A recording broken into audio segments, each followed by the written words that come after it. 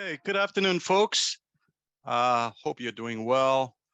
Welcome to one of many webinars that we do. Today, we're featuring one of the best performing crypto funds in the world. Off the Chain is a value digital asset manager we have known for a very long time. It was exactly a year ago that we introduced Off the Chain to our clients. Since then, they continue to outperform Bitcoin and other crypto funds. Brian Estes, the CEO, CIO, and our very good friend, is one of the leading investors and thought leaders in this space. You will hear from him today. Um, as a way of introduction, Brian has over 30 years of experience as a professional investor. He has helped mentored, financed 5 blockchain companies that are worth over $100 billion today. Today, you will discover their unique approach and secret behind their success. Just to give you an idea of their success, Off the Chain Fund has outperformed Bitcoin every year for past 6 years. Their performance is number four out of 5,879 funds tracked by Hedge Fund Research Institute. Since its inception, they have outperformed S&P by 69% while keeping beta of 1. Quite remarkable. Full disclosure, they have been our supporter and client since we launched our digital assets back in July of 2017. I want to thank Brian and his team for having supported us from the very beginning of our digital assets effort. Before we get started, my partner and our very own crypto thought leader will give some comments. There will be a Q&A at the end of the presentation. You can ask a question using Q&A button at the bottom of your screen. As usual, we will send out replay information. Please share it with colleagues who can make it today. If you have any questions regarding investing with Off the Chain, please reach out to me or send an email to lp@offthechain.capital. Again, lp@offthechain.capital, and we will get you all the relevant information. As always, on behalf of Tom and my colleagues, I'm grateful for your support and business. Feel free to email me or your sales rep with any suggestions and thoughts. I will now turn the mic over to my partner, Tom. Thank you very much. Thanks, John. And I'm glad to be introducing Off the Chain Capital. I've known Brian a long time. He's got a great reputation in the industry. And his performance speaks for itself, as John was talking about. But one thing to keep in mind is Brian is really opportunistic in terms of how to find value in crypto. Most people think it's only by buying Bitcoin or buying, ICOs. Brian takes a very different approach, which will be sort of talked about in this webinar, but it includes finding equity holdings of important companies within crypto. So I might even say that Brian's fund is a true hybrid. It's venture, it's secondary equities, it is crypto, and it's very opportunistic, including some things that are buying obligations that will be settled in court. And so these are some true things that you can't access if you thought you could do it on your own. But I think another important thing, because you're probably asking yourselves, it's not, and this is 2018 again, in the sense that crypto is in a winter, and people are losing hope and leaving the industry. But as you recall, Bitcoin got to 1,200 in 2018 and then made its way back to 70,000. I don't think this cycle is going to be any different. And I think when we get through this inflation episode, among some of the important themes is really going to be two that relate to crypto. One is I think people are going to want to have some diversification away from central bank and exposure to central banks. And I think that is really important. I think Brian and Sean will talk about that. But the second thing is that this capital movements and how capital is allocated is principally going to be determined by millennials.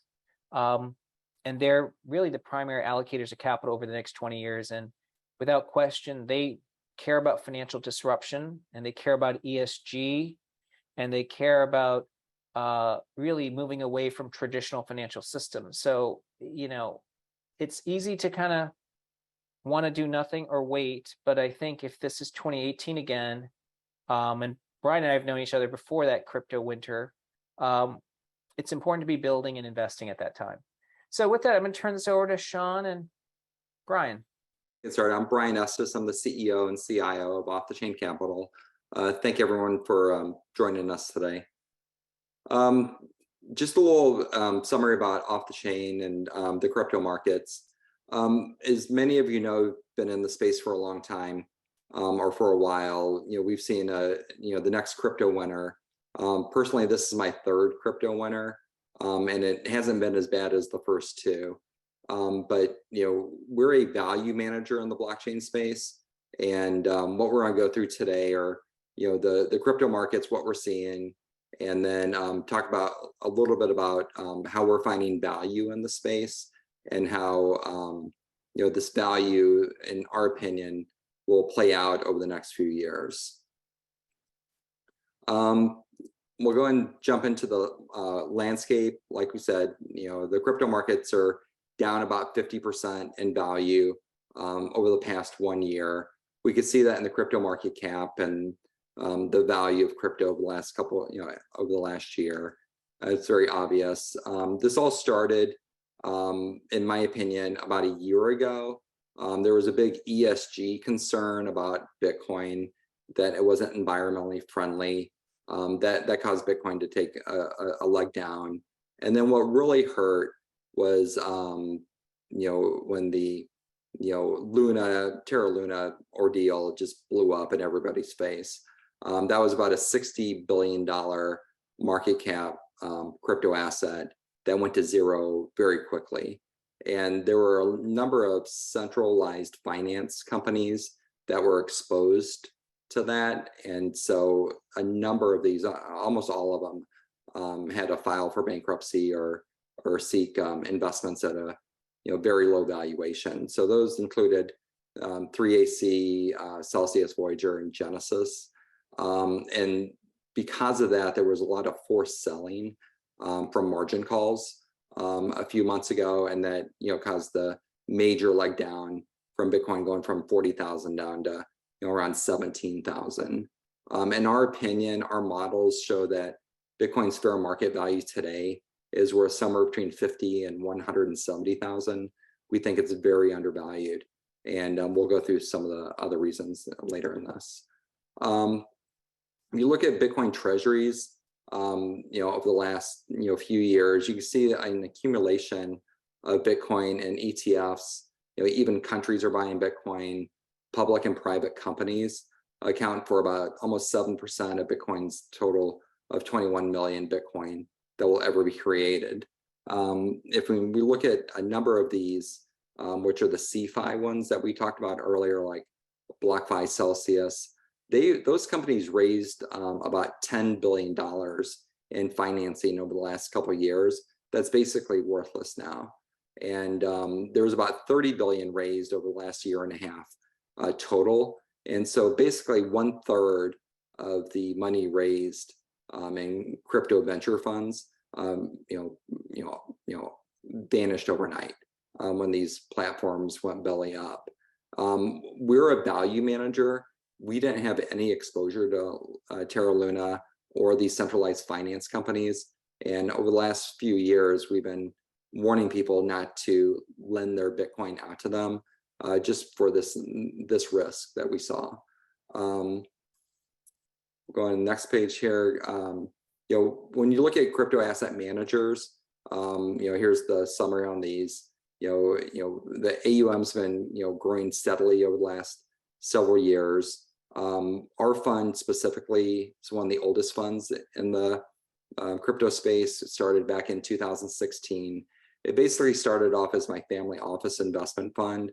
And then in June of 19, we decided to institutionalize the fund and open it up to outside investors, because we were starting to see a lot of value opportunities that we didn't have enough capital to deploy to. And like I said, when we look at Bitcoin's market value and valuation versus the historical means, this is one of the charts that Fundstrats puts out, and it just shows again how undervalued Bitcoin is on a historical basis. And same thing on this one. This is the other chart that Fundstrat puts out, and it also shows that we're at a low point in the valuation method of Bitcoin. If we take a look at some of the companies in the blockchain space, as we all know, they're down substantially over the past 12 months. And so we can see like Coinbase, Riot, Bakkt Holdings, MicroStrategy, all down. And, and so it's, we're in this crypto bear market. We call them crypto winners. We went through these in, this in 2018, and then again back in 2014 to 15. But this has always been a good time to build and invest in the space, waiting for the crypto spring. So what I'm going to talk about next is just a brief summary about off-the-chain capital and what we do in the space and what makes us different. Like I said, we're a value manager in the blockchain space. Just my history, I started off as a institutional investment broker with a company called A.G. Edwards & Sons back in 1991. I did that for 14 years, left in 2014 to start my own RIA, but I've always been a value manager. And I got introduced to Bitcoin back in 2014 when I saw Cameron and Tyler Winklevoss on CNBC talking about Bitcoin when it was $100. And, like most of you coming from traditional finance, when I first learned about Bitcoin, I thought it was a total scam. I thought Cameron and Tyler were on CNBC doing like a pump and dump scheme. But after I read the Satoshi Nakamoto white paper, I understood as clear as day how we were going to rebuild our entire financial system on blockchain technology. And that's what we've been doing for the last 8 years. As many might know, when we built the internet 30 years ago, we built it incorrectly. We had to build it on top of the banking and credit card system because no one could figure out how to create that software that allowed us to do peer-to-peer transactions through the internet. Mark Andreessen and I went to University of Illinois together. When he graduated, he started a company called Netscape, and he took that Mosaic software to start that company. And back then, Netscape tried to create that software that allowed that peer-to-peer transfer of value through the internet, and they couldn't figure out how to do it. So they created a piece of software called SSL, which is the security layer sitting on top of the internet that allows us to do financial transactions through banks and through the credit card system.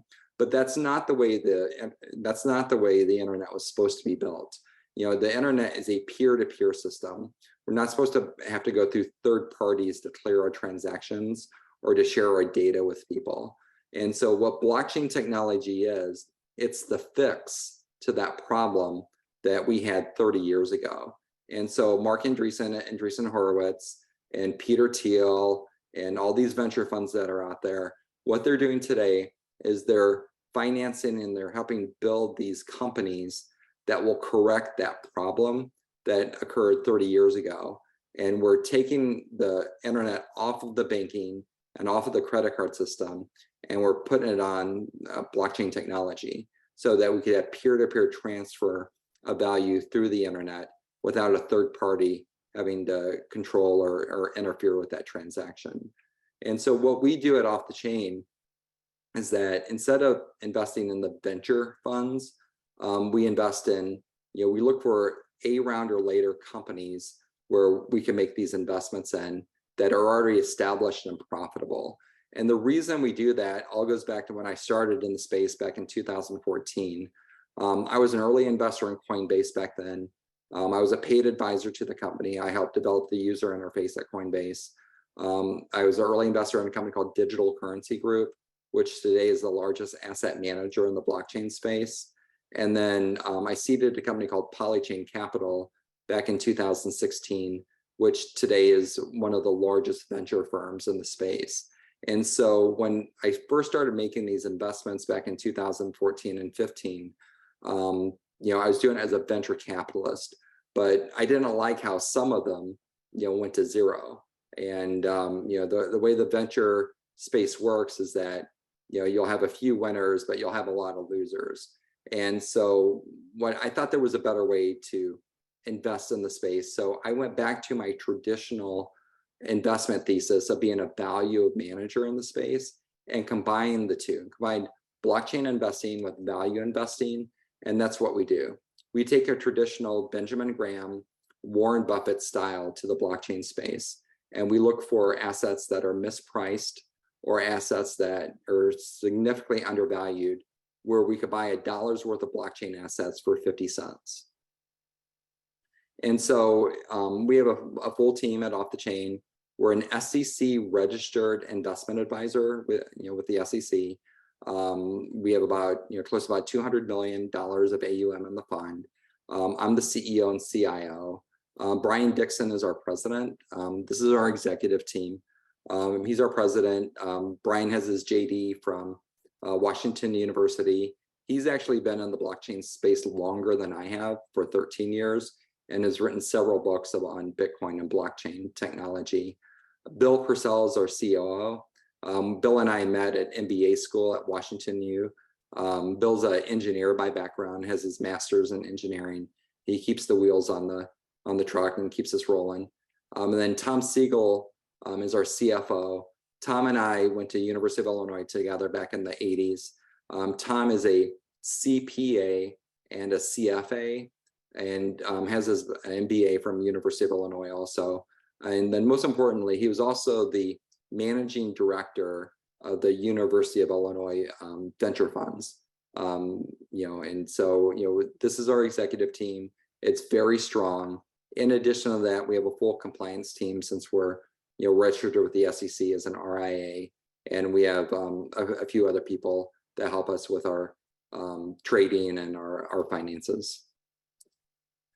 So just to talk about our strategy and our performance a little bit, like I said, we're a value manager. So some of the key aspects of our fund is that we're long only. So we're not out trying to short positions. We're long only. We don't use leverage, which surprises people because our performance has been so good. People kind of question whether or not we're using leverage to enhance the performance.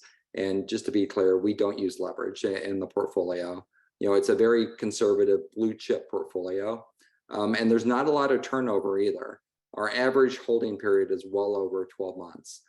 So we're focused on finding discounted assets at a value opportunity.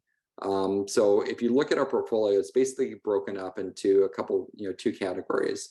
We're looking at A round or later companies that are already profitable, that have little or no debt, and that are in a pathway to liquidity. And so by having companies that are profitable with little or no debt, that allows us to filter out the failure risk, because these companies are very unlikely to fail if they're already profitable and have little or no debt. And so, the way we increase the performance of the fund is we're trying to identify, our secret sauce is we're trying to identify the companies that are on a pathway to liquidity so that we could recycle that money. So we're not investing for a 10-year period like a venture fund. We're trying to target companies that will have a liquidity event in the next 1 to 3 years. And then in addition to that, we're trying to buy those companies at substantially discounted prices or valuations to the most recent rounds. And we've done that in a number of positions, and I'll go through those here in a little bit with you. In addition to investing in discounted equity at blockchain companies, we also fund private trust that are issued out by Grayscale and Osprey funds. Because we're shareholders in these companies, we get into the friends and family rounds, which gives us a strategic advantage that other people don't have. The way these funds work is that if you're the first investors into the fund, usually these start selling at a premium to the NAV when they first start trading on the public markets. And because we're the first investors, we're the first ones out, and we're the ones harvesting those premiums to bring them back down to the NAV value. And when we harvest those premiums for our partners, that's what allows us to generate some of the outperformance in the fund. If we take a look at the blockchain companies that we invest in, like I said, we're looking for the companies that are A round or later. And so we're not paying A round or later valuations, though. That's what's most important to realize. We're going to the early seed investors and to early employees at these companies and trying to buy equity from them at their seed round or just a little bit later valuation. And so what this allows us to do is get very profitable blue chip companies in the blockchain space in our portfolio, but do it at seed round valuations.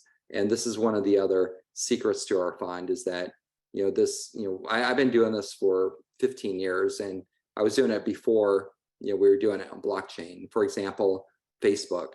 That's how I met Barry Silbert at DCG. He was running a company called Second Market at the time, and Barry was the guy I was going to buy Facebook stock pre-IPO from employees that were looking for liquidity because they were forced or motivated sellers because they were getting married, having a baby, getting divorced sometimes, needed to pay taxes, wanted to buy a nicer house or a nicer car.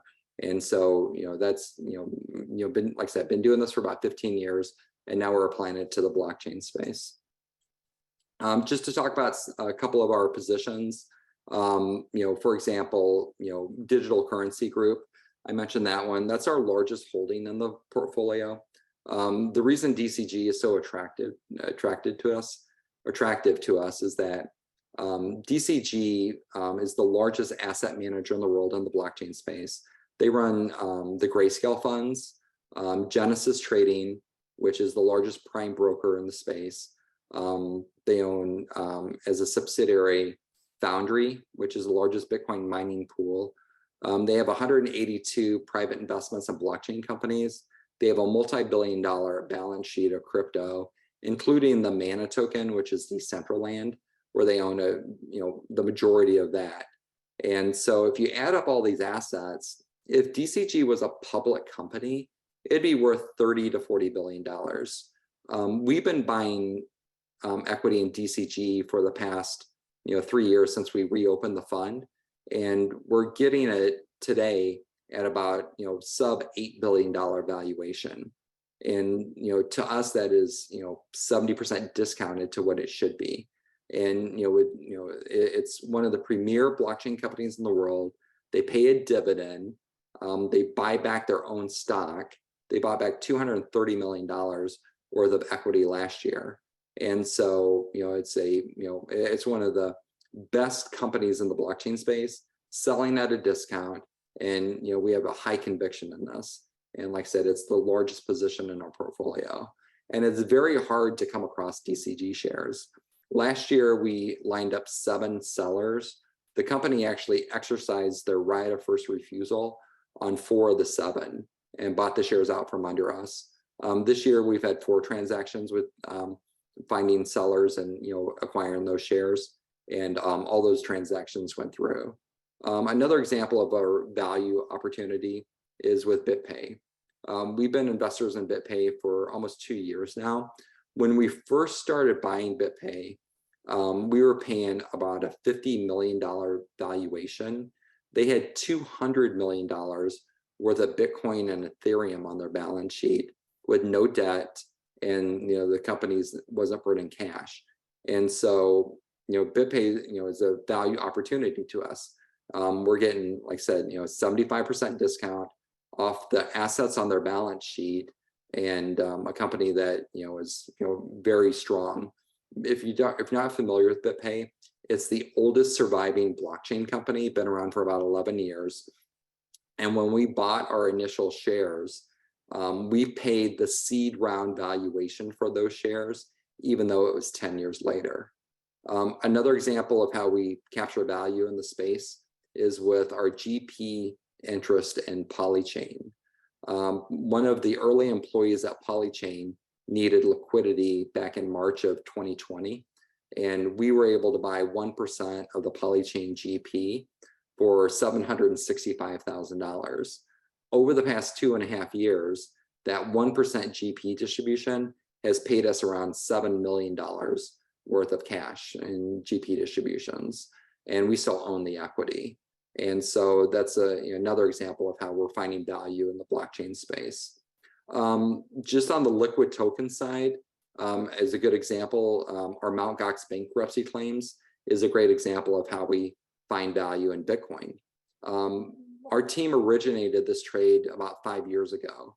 We had come across people who were interested in selling their Mt. Gox bankruptcy claims. And if you're not familiar with Mt. Gox was the largest custodian of Bitcoin back in 2014 when they went bankrupt. If you had Bitcoin at Mt. Gox, you have a claim to receive your Bitcoin back. The company was able to recover 0.1785 Bitcoin for every Bitcoin that was there. And so you have a claim on that fraction of Bitcoin that's still there. Plus there's about $700 of cash in each claim. When we originated this trade about 5 years ago, our team, we were finding people who were willing to sell us these claims for around $500. Well, in exchange for $500, what do we get? We get $700 of cash, and then we get 0.1785 Bitcoin. So we're getting a 40% discount on the cash, and we're getting free Bitcoin by doing that. And then all we have to do is hold this illiquid asset until the Japanese trustee decides to distribute out the assets. And so this bankruptcy was certified back in November of last year. We expect these assets, the Bitcoin and cash, and there's also Bitcoin Cash that will be distributed out. We're expecting those distributions in the first quarter of next year. We've been, still buying these claims. Most recently, we saw an offer of $20 million of claims out there. And, we passed on that one because we didn't have enough liquidity in our fund to take advantage of it, which is one of the reasons for this webinar. We are seeing a tremendous amount of value opportunities today in the blockchain space. And if there was more AUM in our fund, we could take advantage of these, just like we did back in June of 2019 when we reopened the fund. Here's a little pie chart of our portfolio. Like I said, DCG is our largest holding.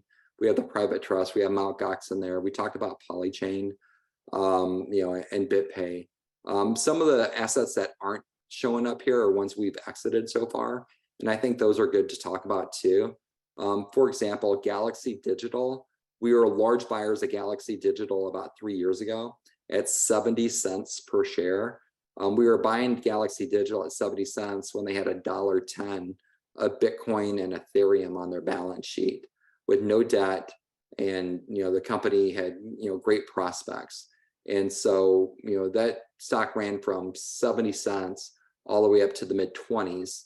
And now it's back down to around 4. We sold it way too early because we're a value manager.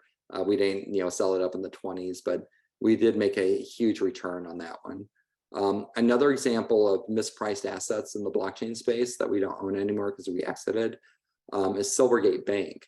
So when Silvergate Bank went public, we were buying it around $12 a share when it had earnings. The PE ratio was around 8, and the price to book was around 3. And to us, that was extremely undervalued because their earnings growth was over 100% per year. And what makes Silvergate Bank a crypto company is that they have a monopoly on the companies in the crypto space, on banking the companies in the crypto space. So when they went public, the general stock market didn't recognize that Silvergate Bank was a crypto company. They thought it was they thought it was a bank, and it's not. It's they generate almost all of their revenue from the crypto space and banking crypto companies. And so once the market recognized Silvergate was a crypto company, the stock ran from 12 up to over $200 a share. And we were very early on that because we recognized it was being mispriced. It was a company that the market thought was a bank, but in reality was a crypto company. And so this is what we're looking for.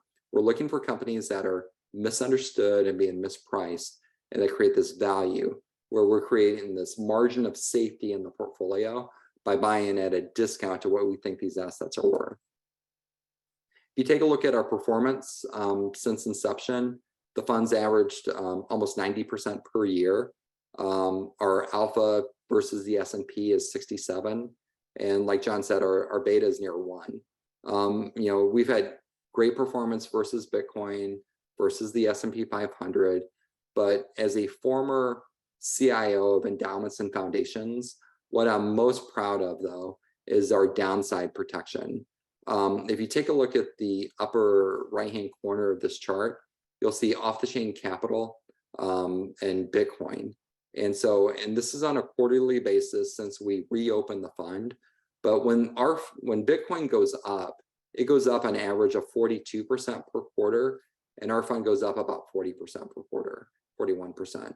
So we're capturing almost all of Bitcoin's upside in the up markets, but it's really in the down markets where we outperform. When Bitcoin goes down, it goes down an average of 25% per quarter, and we go down about 12% per quarter. We're only capturing about half of Bitcoin's downside in the down markets. And as first-time investors to the blockchain space, or if you're a CIO of an endowment or foundation, this is the portfolio that would be perfect investment for those types of investors. We're outperforming Bitcoin 6 out of the past 6 years. So every year, the last 6 years, we've outperformed Bitcoin. We're the only blockchain fund that I know of that has done that. And we've done it with 50% less downside volatility than owning Bitcoin directly. If we compare our fund versus other funds in the blockchain space, you can see the returns here since inception. Our fund's up 3,600%. The average blockchain fund in the index is up 1,925%, which has underperformed Bitcoin, which is up 1,976%. And so, this is like when you're allocating to the blockchain space and you're hiring a manager to do that, I think one of the criteria you must have is that your manager should be able to outperform Bitcoin. Because if not, if they can't outperform Bitcoin, then you should just buy Bitcoin and hold it. And that's one of the reasons we didn't open up the fund early on to outside investors, is because I wasn't for sure if we could outperform Bitcoin. After I gained enough confidence that we figured out the ways to outperform Bitcoin by being a value manager in the space, that's when we decided to open up the fund to outside investors. Another note to talk about too is that if you look at our GP ownership in the fund, it represents about 13% of the AUM of the fund. So we're eating our own cooking. And if you break that down even further, personally, I'm the largest LP in the fund. And I think that's important to make sure that our incentives are aligned. We have one fund. We don't have multiple funds at off-the-chain capital. And our fiduciary responsibility is to take the best investments that we could find and allocate them to our one fund that we have. And we will only have one fund in the future, or now and in the future.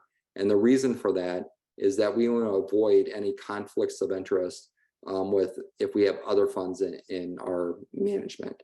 And what I mean by that is that these value opportunities are very scarce to come by. And I don't want to have to make the decision, do we allocate to our fund 1, or do we allocate it to fund 2 or fund 3 or fund 4? All of our great value opportunities go into our one fund where we're all co-invested in. Just a little, on the fund terms, we're a liquid fund, we're an evergreen fund. We provide monthly liquidity. We have a $1 million minimum, and we have an initial lockup of 12 months. And then after 12 months, like I said, we provide that monthly liquidity. Our fee structure is 2.5% and 25%. And, we could, back to the liquidity after the 1 year lockup. Like I said, we provide monthly liquidity, but there is language in our offering documents that if there's not adequate liquidity in the fund, that we could stand up a gate for 180 days.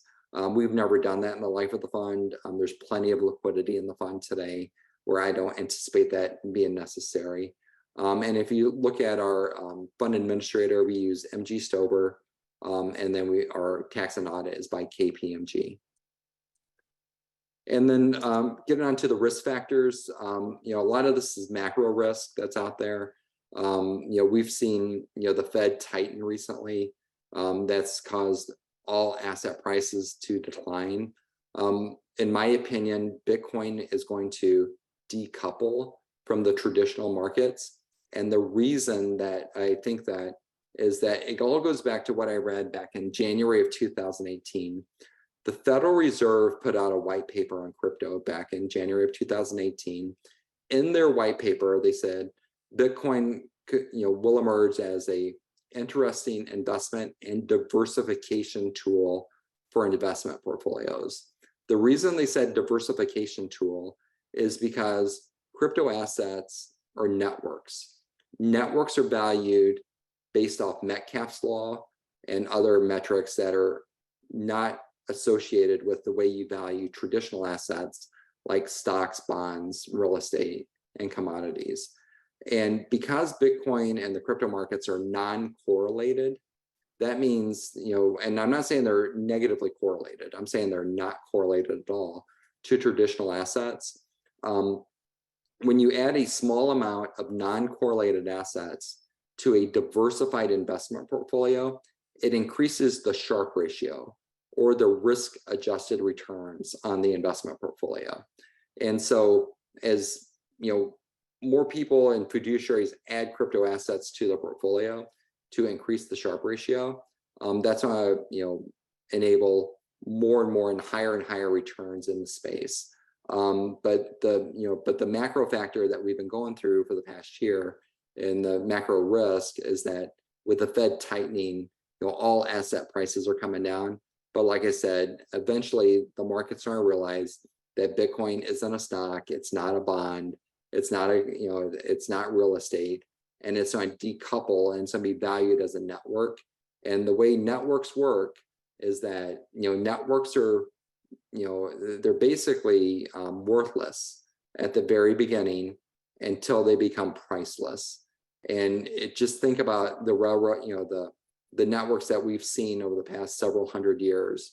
There was the shipping route network back in the 1400s. There were the railroads in the 1800s. There was the telecommunications, starting in the 1940s.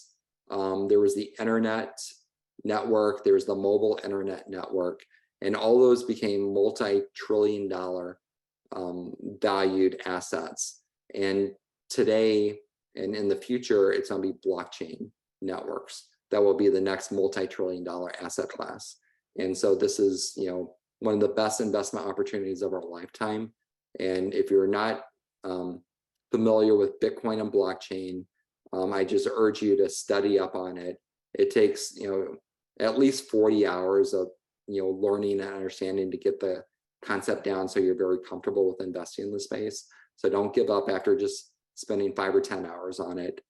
Some of the other risk in the space are the regulatory risk. As you've seen, the SEC, the Federal Reserve, the Comptroller of the US currency, they've all made comments about Bitcoin and blockchain over the past couple of years. None of them had said that they're banning Bitcoin or blockchain. And in fact, Jerome Powell, Gary Gensler, the SEC commissioner or chairman, and Brian Brooks, the former Comptroller of the US currency, have all come out and said, nobody's banning Bitcoin. They're not banning, crypto. And there's two main reasons for that. The first reason is that they don't want to drive the innovation outside the US. And the second reason is that they can't. So back in 1996, there was a Supreme Court decision, Bernstein versus the DOJ, that declared that software, specifically cryptographic software, is language and it's protected as speech under the First Amendment. So people in the government know that computer software cannot be outlawed, but there are a lot of risk out there with regulations and what's coming down. The government's trying to slow down the adoption, but they can't stop it. And just to go over the disclosures here before we get to the Q&A, we're, like I said, Off the Chain Capital is an SEC registered RIA, and the information I went over, there's a lot of forward-looking statements in there. So please consult your investment advisor before you make any decision on investing in the fund. And I'll go ahead and stop the screen share and we'll open it up for a Q&A. Phenomenal stuff, Brian. Obviously, I've been working with you for a couple of years now, and there's been a lot of capital that has come into the industry that has done pretty well, right? But I don't think there's anybody else out there that is putting the professional touch and the risk management practices that your team does. So I find that you mentioned mitigating against drawdowns, and I find that to be I equally find that to be the most impressive part of your fund. So just wanted to highlight that again. On that topic, we had a user question here, and again, reminder to anybody watching live, put your questions in the Q&A bar below. What are some of your how do you approach risk management? What are some methods or either qualitative or quantitative approaches to mitigating against large drawdowns? Yeah, and so we get this question a lot, and being a Benjamin Graham, Warren Buffett value manager in the space, our margin of safety and our risk protection is when we make the investment. So if we're buying $1 worth of blockchain assets for 50 cents, that's where our protection of our portfolio comes in. It comes in right up front because we're paying undervalued prices for our assets, and that's where we get that margin of safety in the portfolio.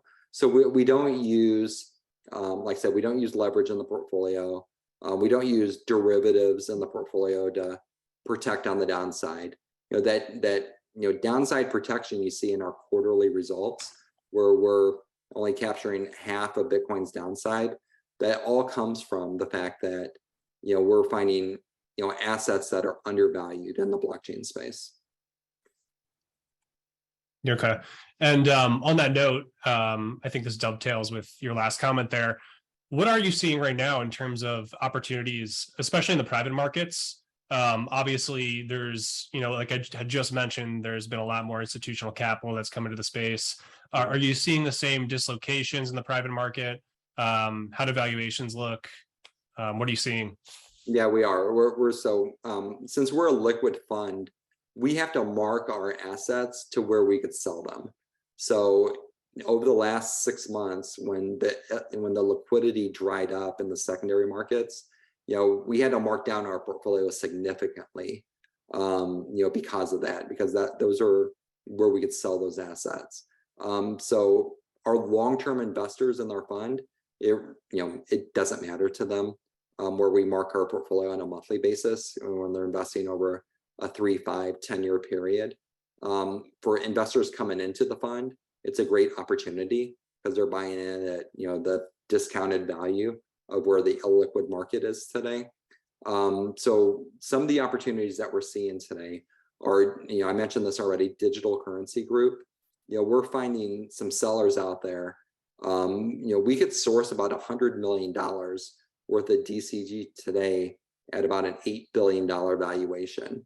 And like I said, if we use a sum of parts analysis on what DCG should be worth, in my opinion, it's worth $30 to $40 billion. And it's selling at a significant discount. Just to give you a little peek into DCG, I mentioned the Mana token as one of their holdings on their balance sheet, which is Decentraland. Last year, when Mana was around $5 per share, they had $10 billion worth of mana tokens on their balance sheet. And we're buying DCG an $8 billion valuation today. I would say Grayscale alone is worth $8 billion today. And so we're getting all the other assets at DCG for free by paying that discounted valuation. Another example of our value set is Kraken. We were buying Kraken about 2 years ago at $5 per share, which is about a $1 billion valuation. Kraken traded as high as $75 a share last year in the secondary markets. We actually sold some of our position there.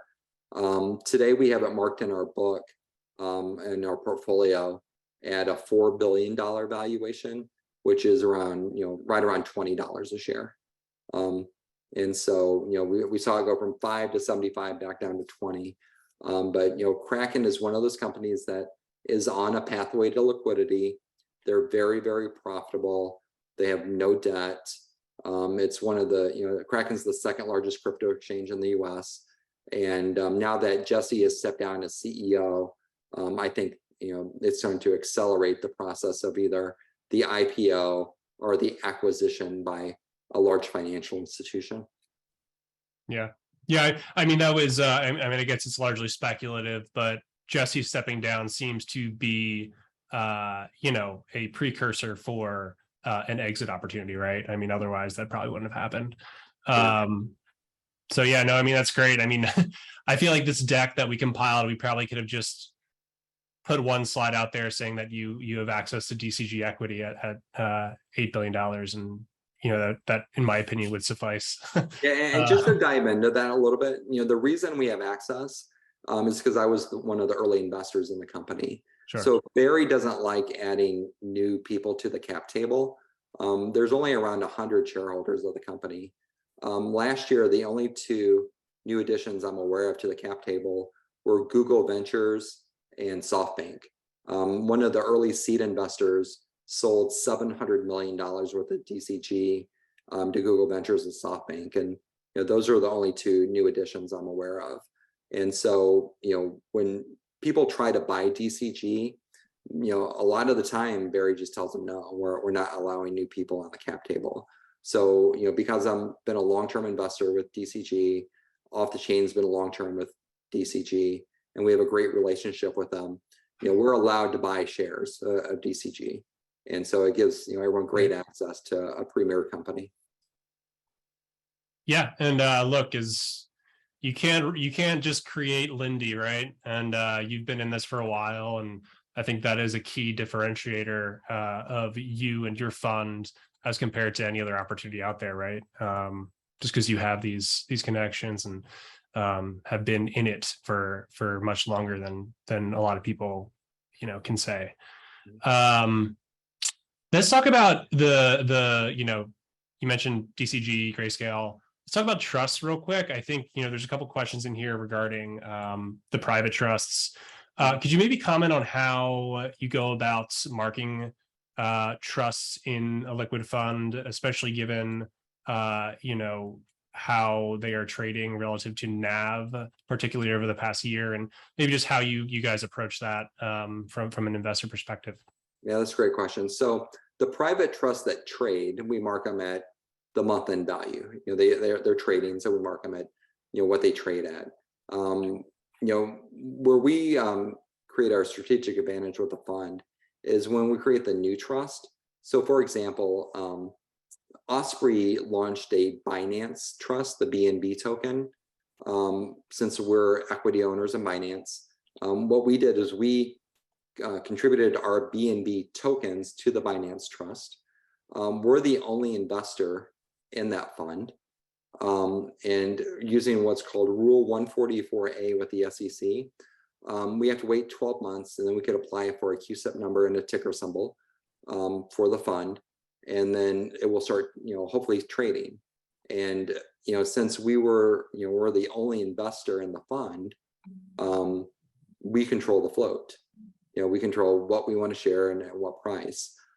This goes back, with Grayscale too. At one time we were 80% of the float of the Grayscale Ethereum Classic Fund. We round trip that one twice. And then, with Grayscale Ethereum, when we originated those shares at NAV at 16, a year later, Ethereum had gone up. So the NAV went up to 26. But when we got our shares, they were selling on the NASDAQ at $188 a share, even though the NAV was only 26. So, we sold it all at 188. And so we harvested that premium to NAV for our LPs. We've been doing that for over 5 years in the fund. And, we invest in the newly issued, ones. And the reason we're able to get access to those is because we're in the friends and family rounds, before the general public is offered those. That's helpful. No, that's good context. And yeah, no, that's great. I have a question here regarding dividends to LPs. Do you pay dividends out to LPs? If no, why not? Yeah, we don't pay. We're a total return fund. We don't pay dividends out. And the main reason, we don't have income dividend, a large amount of dividend income coming in. So the way it works is that we're a liquid fund. So we do have a few LPs that do withdrawals out of the fund periodically, and they use that as income. But we don't pay a dividend distribution out of the fund. But there have been times in the past where we have made major distributions out of the fund. So I think it's important to cover those.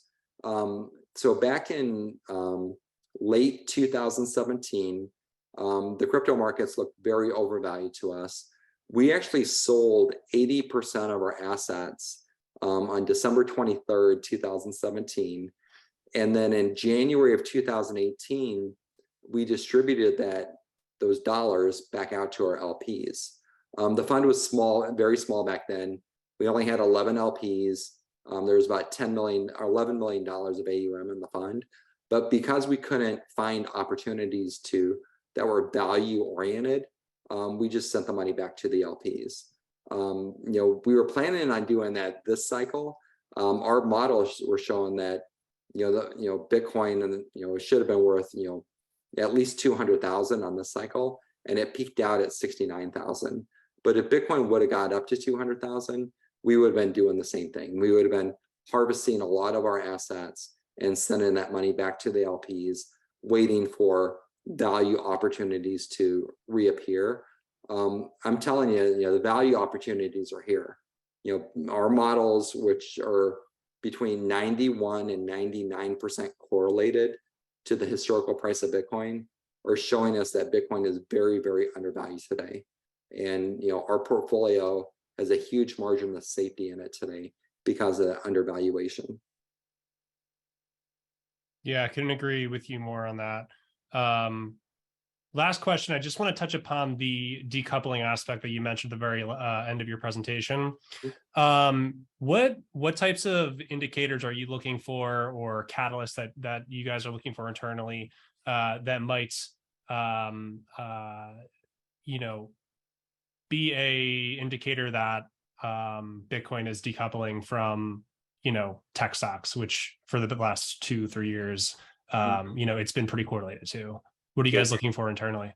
Yeah, so a great signal was last quarter's performance. So if you look at Bitcoin's performance versus other asset classes, Bitcoin was up around 3% for the quarter, and all the other asset classes, large cap stocks, small cap stocks, emerging markets, short-term bonds, long-term bonds, mid-term bonds, emerging market bonds, everything was down last quarter, and Bitcoin was up.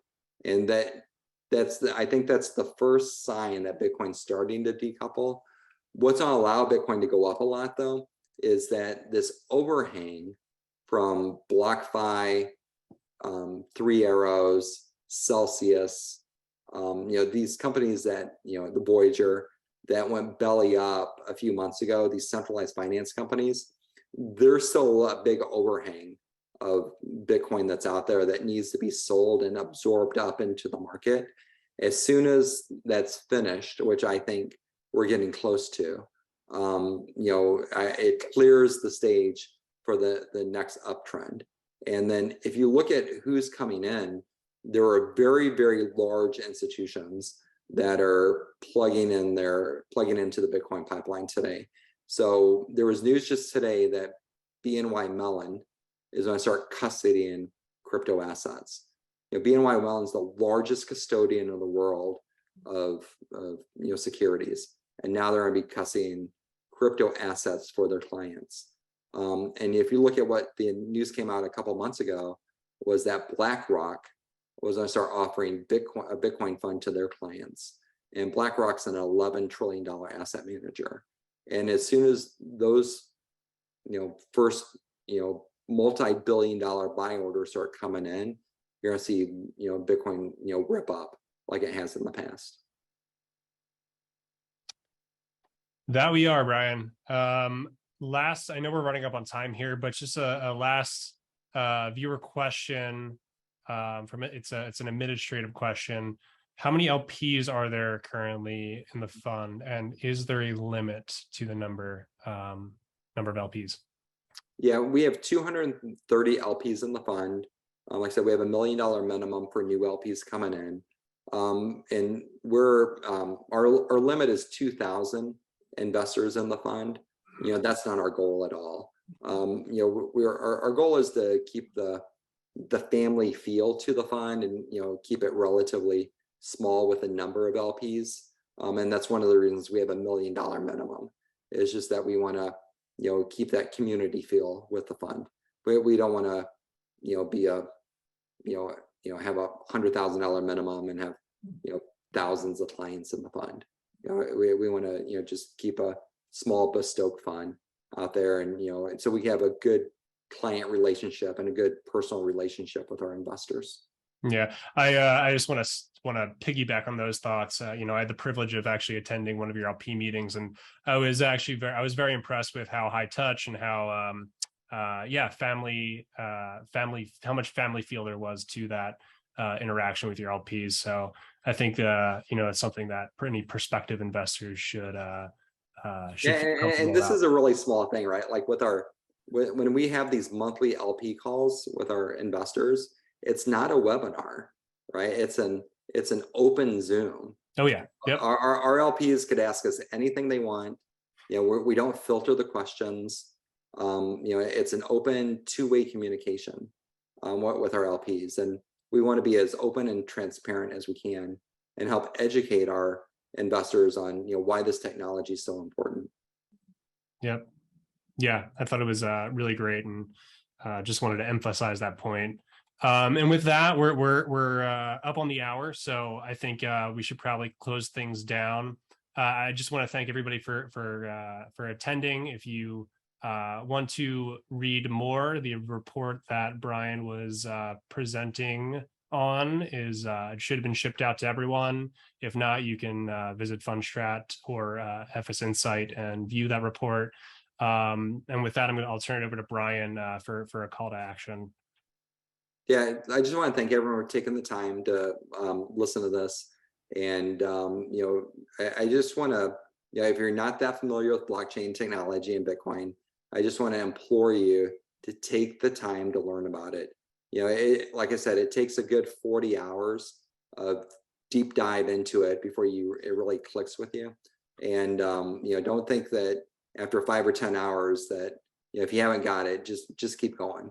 Everybody that I know that spends 40 to 100 hours on understanding this, everybody gets it eventually, and you'll understand why this technology is so important and why it's the next new mega trend that you should be involved with. Brian, well said. And with that, thank you for coming on, and look forward to having you on in the future.